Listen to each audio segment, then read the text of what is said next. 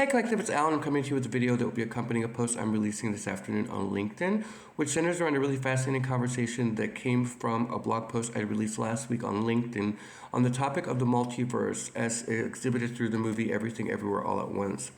And what was interesting about that particular piece was that it begat a bunch of conversations that happened externally when people had read it and I interacted with them in my day-to-day life, which is highly unusual.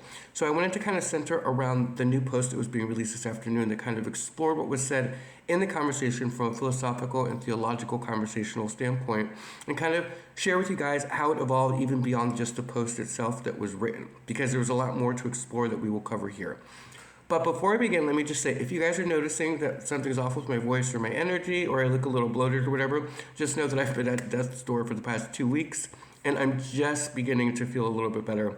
But if you guys are ever curious about trying to work under pressure as a creator or as a creative person, you should see the last post that I did last week where I had 103 fever and a throbbing brain that was trying to obstruct my ability to write. And you'll understand what it is to feel like you have a personal deadline and still power through it. Which is kind of funny now looking at it, but I'm very grateful that I did because of the experiences that we're now going to talk about from the post that's coming out today and the combination of the one that happened previously. So last week's post was really simple. It basically centered around the topic of everything everywhere all at once and the creative genius that came into the exploration of the topic of a soul having multiple experiences all at once simultaneously, and the point being made that time is a spiral and it's not necessarily linear. And that we had talked about a varying group of things on that particular topic in that specific post. And I had ended it kind of with a more heavier topic that if you want to know what that is, you can go and look at it. But from that post, what was interesting is later that night, I went out with a group of friends of mine, and we went to the bar to have a couple of cocktails and to have something to eat. And I was just starting to not feel well, but I was still in a good place. So I went out with them. And during the conversation, what was interesting is that one of the first times that this has ever happened, some of the people had caught wind of what I had written on the post and were very invested in the conversation of the multiverse. And so this particular blog and this video is going to be exploring that conversation and how it came about. So the interesting part was that normally when I write stuff, this is something that a lot of creatives and a lot of creators can attest to. When you're first working stuff out, workshopping it or whatnot, you don't typically get a lot of feedback from in your own interpersonal dynamics, right? It's something you put out into the world and you kind of release it and it is what it is. And sometimes people give you feedback, sometimes they don't. So it was very unusual for them to be as interested as they were in what I was talking about. And essentially what they were discussing was why possibly would there ever be such a construct or a theory like the multiverse, and what would be kind of the point to it. And from that, a natural conversation developed, which was basically we were taking turns kind of assuming or putting ourselves in the footsteps of why that might exist and exploring the different topics and why. And so what ended up happening is I had made a very clear point at some point where as I was talking to them and making the clear distinction between the multiverse and what other people might construe as timelines, additional timelines, I basically reiterated to them during the conversation that it was basically one and the same. Basically meaning that from this hypothesis, what is believed is that the soul, or whatever the parental figure, or whatever you believe, God or Allah, or whoever it is to be, that you are a vessel acting as a benchmark or some sort of thought process that is actively figuring things out in a 3D setting, in a real life scenario. And we had been previously talking about amongst ourselves, the idea that we're part of an Earth Academy. And one of the things that we know about the Earth Academy is that we're trying to accomplish self-actualization. So from the conversation that we were having about the multiverse, we kind of dipped into that. And in my talking about it, as I pointed out in the post, something interesting happened. I could not shake the feeling that I had had the conversation before, only with a different variation of the same people, which was unusual. It was almost like I had blurred timelines, and I had made a comment to them saying, I had thought about it once before, and I said, well, what if I was actually right in the past where I said that deja vu is nothing more than two timelines colliding and us making a different choice in that moment, and that because we're going off script and creating a new additional or alternative reality with the choices we're making, that the body is understanding that it has made the right or wrong choice, or it just has made a choice at all. And everybody kind of sat around and thought about it for a minute, and the conversation kind of evolved from there. And as we were talking, different thoughts started to pop up in my head, including everything ranging from, well, what if the soul is then actually not just trying to have multiple experiences all at once, but what if the aim is for the oversoul to get all of its avatars, or as many as it can, in right alignment to self-actualize itself across all the multiverses? And what that might mean for the school as a whole, right? for the Great Earth Academy. And so we sat there and kind of pondered that for a little while, and the conversation was getting really juicy, and even the bartender came over and was totally invested in the conversation. We were having this really wonderful conversation. But what ended up happening is by the end of the post, what I realized is that we basically left it under the assumption that either the soul is trying to have as many experiences as it can, and that free will actually aids us in gaining as much experiences as we can possibly acquire, or free will acting as an actual deterrent for us. And what I meant by that when I was speaking to it with the crew was we have this misconception, or we have this idea that free will is this ability to make whatever choices we want according to our life path, and that it's a gift from God and so forth that we're able to have these varying experiences and make these choices that you can, every time you choose to do something, whether it's for the positive or negative, you actively are changing the way that you were operating, and you're then deviating into different paths of life purpose. And one of the things that happens is that we get into this belief system that that's a good thing, forgetting that we also have something called karmic law that tries to keep us as much on course as possible. And from that, there was a kernel of wisdom that I was looking at that I couldn't help but express to them, which was, well, wouldn't that then indicate possibly that the free will choices that we make that deviate from the quote-unquote script that we're supposed to be actualizing in our life purpose are actually making us get more and more lost in the maze? And that it actually was a detriment, right? Because everything has polarity. Everything that's good can also be bad. Everything that's abused can also be taken very seriously. Everything has a duality to it. So if we overemphasize the free will option, are we getting further and further lost in the maze, or getting further and further away from the coursework we're supposed to be doing?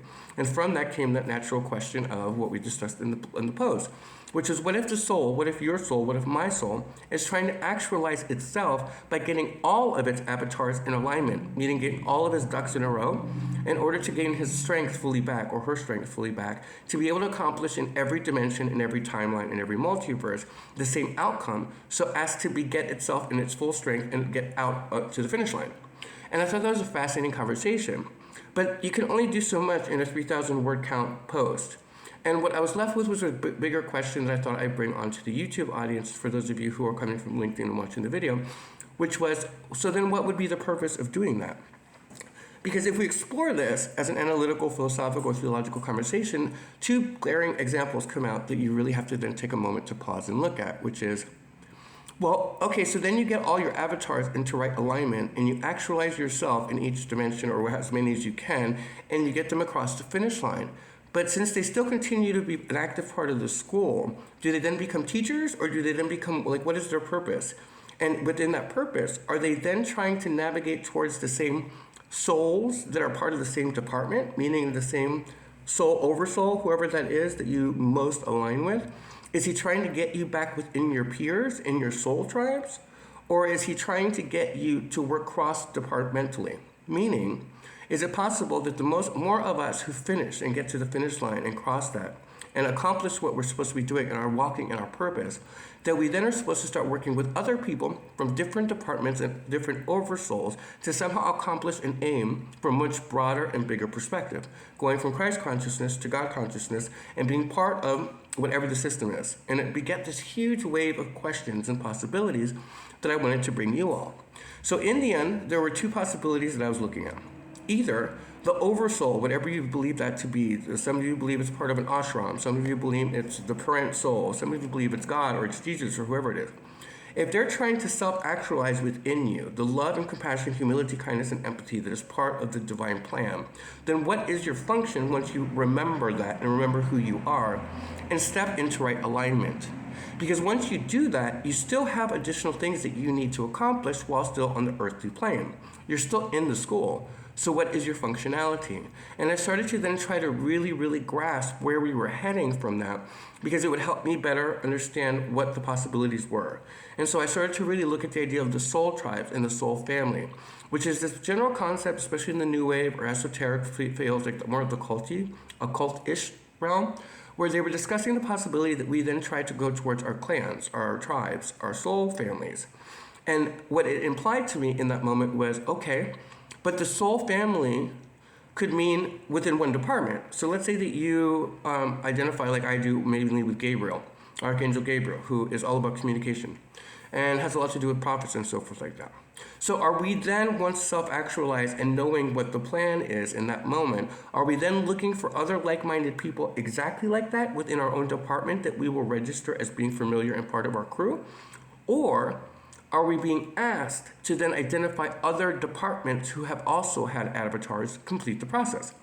Because that seemed more logical to me. And so for the analytical mind and those of you who are more theological or more philosophical, this will be a much more interesting conversation to you. And to the rest of you, this is still a fascinating conversation that I suggest you have with your friends, because it really led to a lot of it was a great night. It was a great night just talking about philosophy and all of it. So no matter where you are on the evolutionary ladder, there's something here for you. And if you really think about it long enough, it kind of branches out in the way that seeds blossom from the ground and create fruit trees and whatnot, right? It's part of creation. Everything in creation is layered. You hold the vision, then add one layer, then you hold the vision, you add another layer, and everything that you add into the mix of what you're trying to create then becomes a beacon or a benchmark that represents something, which we'll get into another video separately.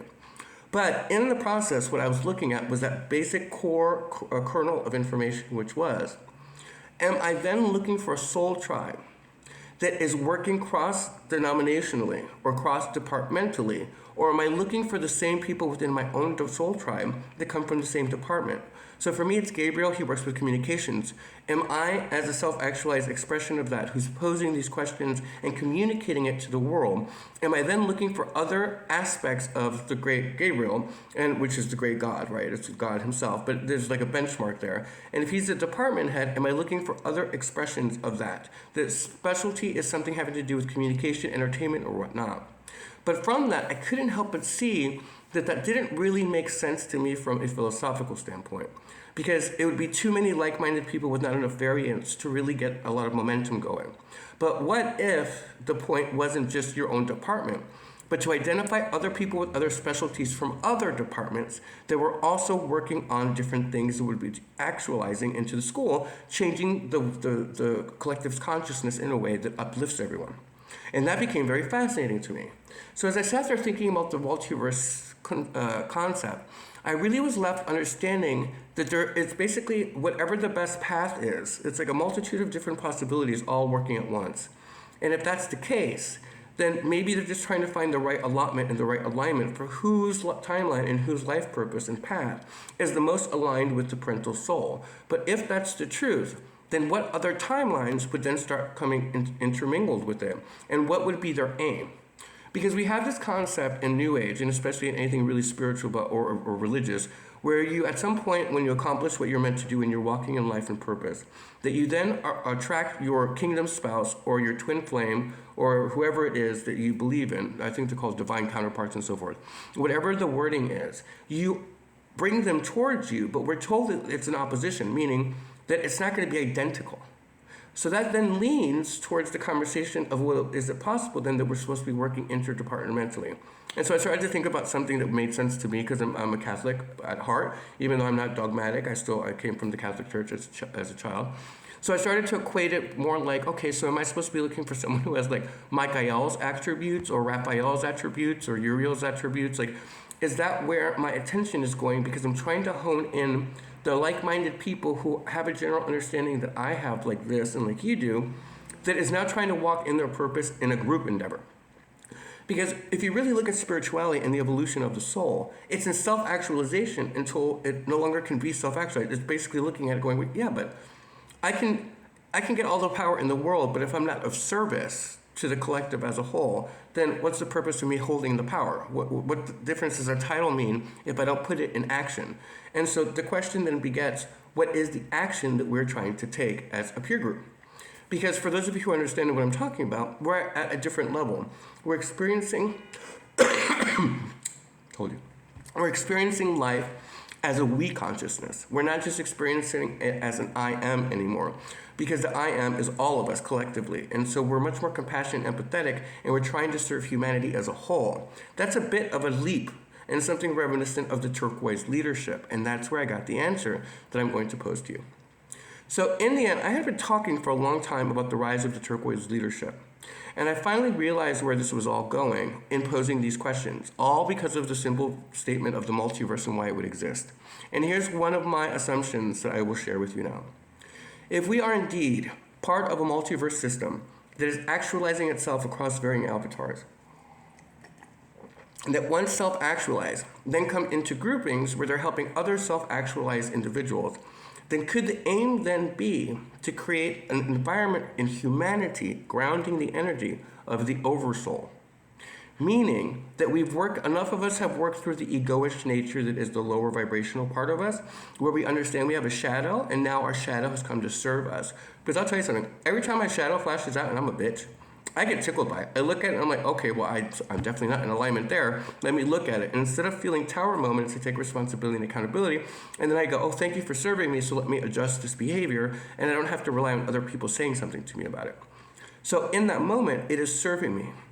So the question then began, okay, so then now I'm working as a soul level, right? In fact, if many of you who are on this channel or come across this particular post or are leaders within whatever industry you are acting more lately as a soul, being part of a greater whole, understanding the importance now of community and of being of service and in a grander scheme of things, and are reaching for those stars. And in doing that, you're working towards what we call the we consciousness, which is a collective. It's a collective consciousness, taking Carl Jung's collective unconscious into full consciousness, which is something that we've been talking about for quite some time. So in that, what I realized is if we really wanted to analyze where I think this is going, then we would understand that that means that there are enough souls, active as they are as themselves as souls, who are now reaching to become the oversoul, meaning grounding the mid-heaven section onto the earth and raising humanity as a whole. And the reason I thought that was interesting, because it explains something that we've been kind of trying to deal with as a peer group in the school, which is the deviation, the split between the earth, where a lot of people are going up and most people are going down, and they're descending. They're going into like crazy hatred, and I mean, they're kind of reminiscent of the neo-Nazis, to be honest with you, and they're kind of descending rather quickly. But if we are into the phase of transition with this whole idea of the Aquarian age, then we knew that those experiences would be much more soul-based and less I am present, meaning it would be less about the ego and more about our community and our world and our brotherhood and our sisterhood. So are we heading towards a phase of evolution through the multiverse system, all of the different variables of simulation, all these hypotheses? Are we heading towards a timeline in which the highest version of self is stepping fully into its presence on the earth? And in doing that, are the teachers dressed as students till a time when the teachers can reveal who they are? And at that moment when that happens, it changes immediately the vibration of the planet and lifts everybody up instantly, those that can make it. Those who can't will continue deviating downwards, and they will spiral out, and whatever happens to them, I don't know. But for the rest of us who are going up and working as a team looking for our soul tribes, we're now facing a major separation between them. It has nothing to do with class, it has nothing to do with gender, it has nothing to do with race, it has nothing to do with your background. It has to do with, have you done the homework and the task asked of you in your egoish form, in your little junior high, high school type of time, because we all did it. I mean, if I look back on my life, let's face it, guys, we have made some shitty mistakes, and when we were in our 20s, we were children. We really were acting in like children and kind of brats. But something happened around 2020 where many of us were suddenly awakened to a much broader sense of ourselves. Everything came crashing down, and we had no excuse but to face our shadow fully. And those of us who did not run from that shadow and started to have to deal with it because you couldn't escape it in the mirror, you evolved, and you entered the college experiences, and you started to become a master of yourself. Well, what is the purpose of mastery if not to serve humanity? And so what if the purpose of mastery is to then do something on behalf of a greater panel? And if you really look at Catholicism and other different faith-based systems, they always talk about something called mid-heaven. Actually, I think it's more esoteric faith, to be honest. But they talk about there being a hierarchy to the heavens. And that in the mid-heaven is where all the philosophers, teachers, and all of the beings who debate the world events are at play. Socrates and all of those brilliant minds, Leonardo da Vinci, all of those energies exist in that middle part. And one of the things I've noticed in our spiritual ascension is that many of us have come into contact with spiritual teachers at a higher vibration who's trying to reach us. And what if, as their students, we are actualizing their dream for humanity, which is to rise to the occasion of being their oversoul, to be not just individuals, but be part of a greater collective consciousness that is doing something on behalf of not just humanity, but the planet Earth. And in their vision and in their focus and in their purpose are walking towards uniting the planet in a way that brings everyone up simultaneously. If you look at even the most lost of ascendants, you start to realize that even in their spiritual ego, they're still trying to accomplish unity. It's a consistent thread that cannot be ignored. So what if the whole purpose of all of this is to ground the energy of the oversoul so that you can be exactly who your oversoul is in the physical world. And in that process, reclaim your power, who you are, and walk in life and purpose with glory, love, and light, graced by the heavens for having accomplished what it is that they asked you to do, which is simple. Remember who you are. And when you remember who you are, remember what you're doing here. And if you're here still during this massive transition, I say to you, you have a massive opportunity to start thinking about topics like these, exploring it with your friends, and seeing what makes sense to you. Because at the end of the day, regardless of whether I'm now looking for people in a specific department that all work together, or if I'm looking at cross-denominational, cross-departmental cooperation, it all comes down to partnerships. And it comes down to something outside of just you. Humanity is one whole being, and each of us are just like cells or atoms within that being. And each of us serves a purpose. It's a mystery. All of us serve some sort of purpose or mystery in the grand scheme of things. And we are acting on behalf of a very powerful being. What if that being is tasking us with working together and getting over our bullshit? Because if it is, then the multiverse makes absolute sense to me. I hope you guys have a great day. Bye.